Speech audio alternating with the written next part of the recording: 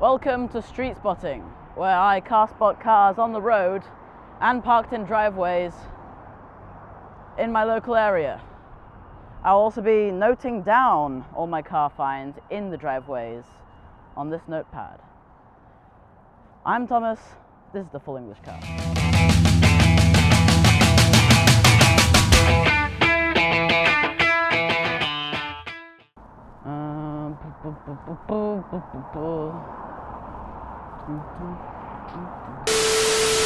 Down here we have, I think, what is a Vauxhall Astra, I think, cabriolet with some cool wheels on it. But that's not the most important part, or the most interesting car, because the most interesting car of this little area is actually two cars, and they're right around that corner.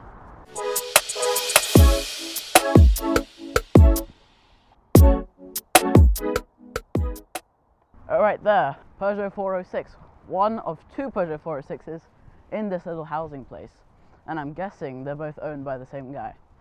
I like the slim headlights. I don't like slim headlights on modern cars because they're too slim, but this is the perfect amount. We also have Peugeot badge, very nice. Makes it show that it's true French quality. Also, mold, I think, or just dirt. Yeah, there's moss on the windows. Also, Peugeot, designed by Pininfarina. Really a match made in heaven, because Pininfarina did so many good Peugeots at the time. And actually, Pininfarina did a lot of Peugeots from like the 70s till, well, I think this. Then they moved on to Focuses. Quite a flat tire back here, that's not moving anywhere anytime soon. And it's not really, because it looks like it's actually been abandoned, which is a bit of a sad thing to see. Now, I don't think that I think that's rust, but that's just the mud flaps, that's fine. That's fixable, you know, you just buy a new mud flap bracket thing. All in all, I think this is a pretty cool, kind of aggressive car, but not too aggressive. It's very sort of conservative styling, but it's also being really, really cool. But there's another one, not a manual. This one's a manual. The other one's not a manual, but it is a higher spec than this one. Let's have a look.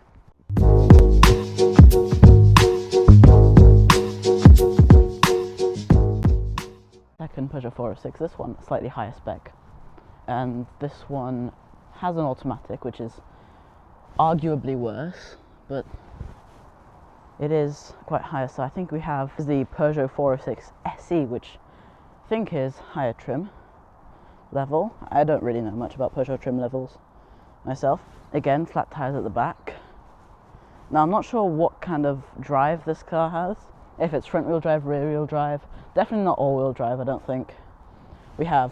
Since we have these, I think halogens or xenons, I'm not sure, we have this little headlight washer here. A very cool thing to see. Something you don't see really on that many modern cars. And yeah, overall pretty cool car. Let's move on to the next ones. Alright, heading back to the street now. Actually hoping that we'll see a, loud motorbike. Not very sure on motorbikes, don't really know motorbike names, you know. So far nothing interesting. It's got,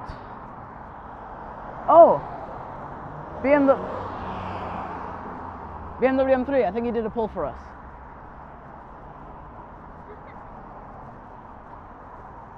Definitely did a pull for us. That's very cool.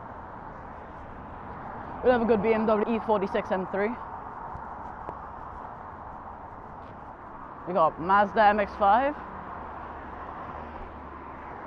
Such a good car, the MX-5, because it's still the same size as the original Unos Roadster from the 1990s. Oh, guess what? BYD. Build your dreams. Blech. So, coming up ahead, we actually have a parked Alfa Romeo Tonale, which is was one of the latest Alfa Romeos. Well, it's actually an SUV built on some sort of Stellantis platform, I'm pretty sure. Nothing really much to say about the Alfa Romeo Tonale, apart from I like the color and I like the wheels. I don't like the styling. It's very still Alfa Romeo.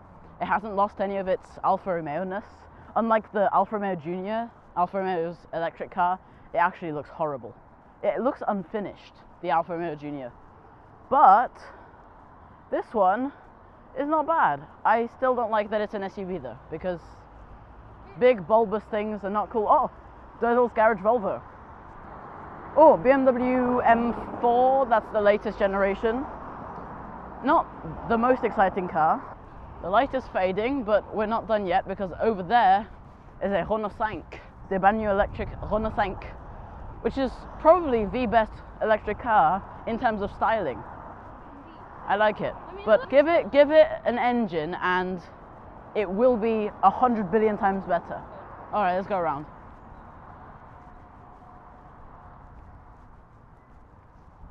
We might even have a look at the Renault 5 itself. Something very cool. We have the 5 on the side, 5 on the top.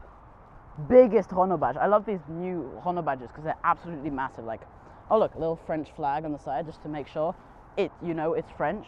Renault keeps its asymmetricity with that on the side. It's very cool. Very nice. Even the retro lights on the back, that is so cool. I do like those. And then the big Renault 5, the 5 badge on the edge. Yeah, very cool. Actually, though, the Renault 5 is actually a car that we should put down as a car that's parked up, because I think that might be a permanent car that's just, like, actually lives there. Otherwise, we got a Ford Transit with some big wheels. It has some wide-ass tires, like they're absolutely massive. For a Ford Transit, obviously. Heading towards more built-up area, I'd say, than where we originally started. But that is a good thing because it might mean more car. In fact, over there you probably can't see it, but there is actually a Hyundai Coupe over there, which is pretty cool. I do like the Hyundai Coupe. A-Bath, pretty cool. Actually, I was just thinking back to that time the BMW M3 did a pull on us. You see how the suspension at the front went up a little bit. That's a lot of power going to the rear wheels. That's what's happening. That's how you know a car is definitely rear wheel drive. Is if it like sort of bucks, like you know? You know a weird thing? You know when you used to look at like Jaguars and Porsches and think, oh, that's such a cool car. But nowadays you see one and you think, that's a really common car. But you know what isn't? Vauxhall Astra GTC. Actually, it is a common car. That's a really common car. They made like, I was like, oh yeah, they only made like 500 of these. They made like 50,000 of them. They're plenty. Anyhow, basically, Mazda NC MX-5, the NC version over there. The one that many people don't like because the arches look a bit funny. I don't actually mind it. I think it's quite cool. It's alright. It's the one before the latest Miata that's been, or MX-5, because you've got the MX-5 here. You have the MX-5, the current MX-5, the current looking of the design of the MX-5, has been going on since like 2017, something, or even earlier, I can't even remember, I have no idea. Aldi car park, come this way, I think I found something. Check this out. Mercedes-Benz. This actually looks like quite a beta, to be honest. Missing all the Mercedes badges. All of them. Anyhow, still a pretty cool car. You got some sort of type of monoblocks on the front. You film the Mercedes. Inside, is it automatic, manual, automatic, manual? Manual, very cool. Anyhow, come this way. Mercedes build quality, especially older Mercedes build quality, is so good. Except sometimes break, but keep on going. Also, I think, oh, that was a Taycan Cross Turismo. I actually like the Porsche Taycan and the Porsche Taycan Cross Turismo. They're actually pretty cool electric cars. And I think, same underpinnings as the Audi RS e-tron GT, which is also a really cool electric car. Actually, my favorite, was my favorite electric car until the Rimac Nevera came along, and then that changed things a little bit. Just a little bit, yeah. Just a little bit. Now, usually over there is a big log lifting Mercedes-Benz Unimog, which is really cool, but it's not here right now. It's probably out on a job somewhere. Renault Clio, that's pretty cool. Everyone likes a Renault Clio. It's like the Renault Slank. If you see a Renault Slank, you smile. Renault Clio not so much because it's a newer car, especially with the older Renault Clios. Very cool. Let's go this way. BMW E46 3 Series is not the M3, but still, any 3 Series is pretty cool. You know? I like the sort of chrome looking thing on the edge of the windscreen. I'm not sure if that's actually from factory. I think it is. Very nice. Actually, here is very interesting because it's vehicle maintenance repairs, but it's not just vehicle maintenance repairs. Well, it surely is, but Volkswagen van there, this is pretty cool. I think it's the T5? I'm not sure. A Land Rover, something else. Is that the Produa Calissa? Wow, that's amazing. Peak Southeast Asian technology right here. I'm not sure where it comes from. Okay. It was in some old Top Gear episode. I forgot where it was. But yeah. Otherwise, we're coming up to Dödel's Garage, which is the place for Volvos and Ferrari F355s, but we'll talk about that later. Bulbo. We have 3 very interesting older Volvos here. This Volvo, I think, is the 240. This is actually a coupe sedan. The sedan feels like an afterthought because what the hell is that rear end? Like, what the hell is that? This is a hatchback. Come see this. This is a hatchback. This must have been built to rival the Saab 900. This is a Volvo 340 GL 1.7 catalyzer. You know what a catalyzer is? Basically, it's just the catalytic converter. This means that this produces less emissions, and they were advertising that. This is a Volvo Deluxe. There's nothing else to say about it other than it's yellow. With my sunglasses on, it looks like it's beige. But yeah, I still can't get over this. This is cool. This has a wing. I want this now. I want this. I want to be able to drive this. Also, one thing. Best modification that has come to Volvo since the turbocharger. Ever. Moose with Volvo. Very cool. But the most exciting part is not the 340. It's in here. Poke that there. Put the phone in there. That is a Ferrari F355. That's very cool. Oh, that is cool. Okay. Now, coming up is a car that I think is actually abandoned. It might not be, but it definitely looks like it. Not sure how long the car's been there, but it's definitely been there for a long time. Recently, actually the cover got taken off it. It used to have a cover on it. But recently, the cover has been taken off. So now you can see this MG-BGT. Now, it's pronounced MG-BGT because the company is MG, for anyone who doesn't know what MG is. Now, this is a very good car because it has the soul of the original MG, Morris Garages, a sporty division of Morris, I think. That's what it should be, really, if we're talking sensibly.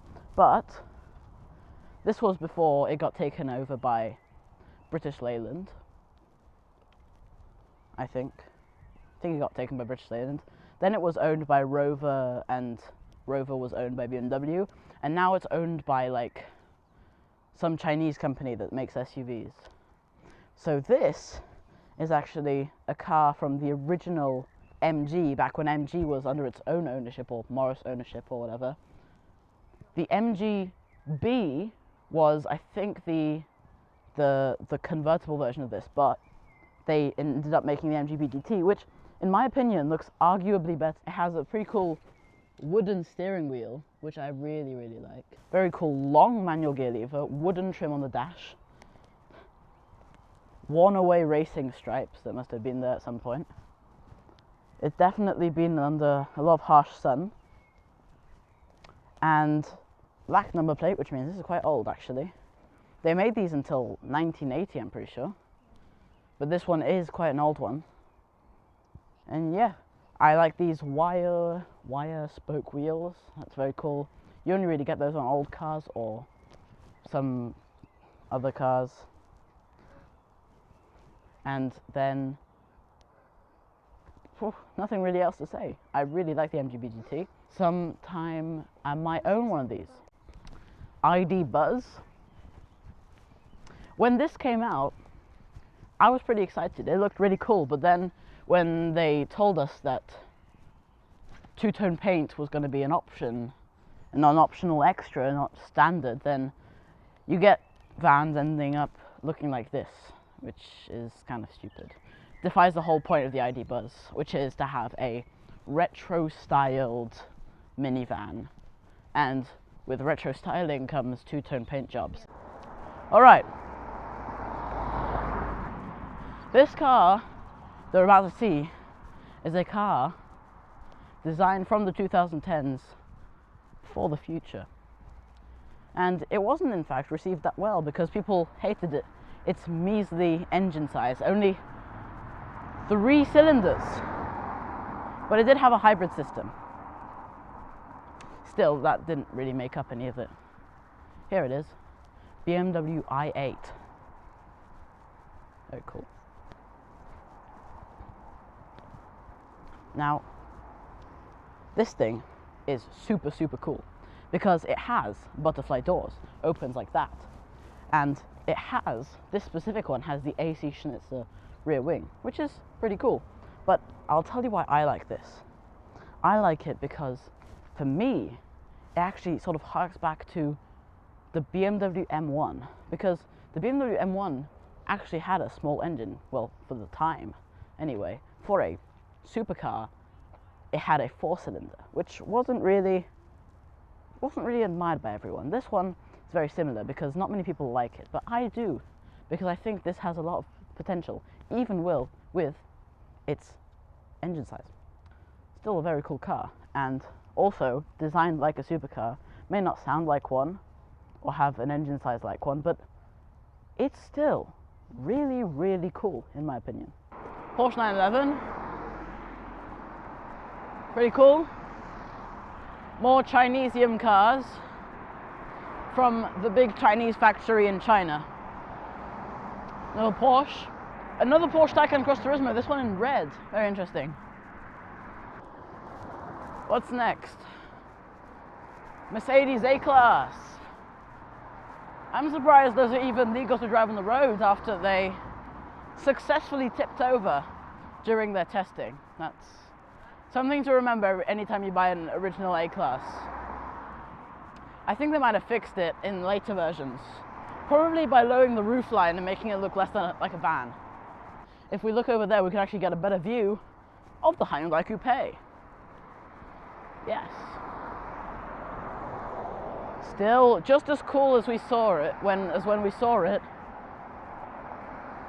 a few hours ago. Very silent Lexus. I think that's still a petrol car. Just very smooth and hybridized. Most eventful day of car spotting, but still one with a few exciting cars here and there. One thing's for sure though, I'll definitely see you in the next one. For now though, I'm Thomas. This is the Falling English Car.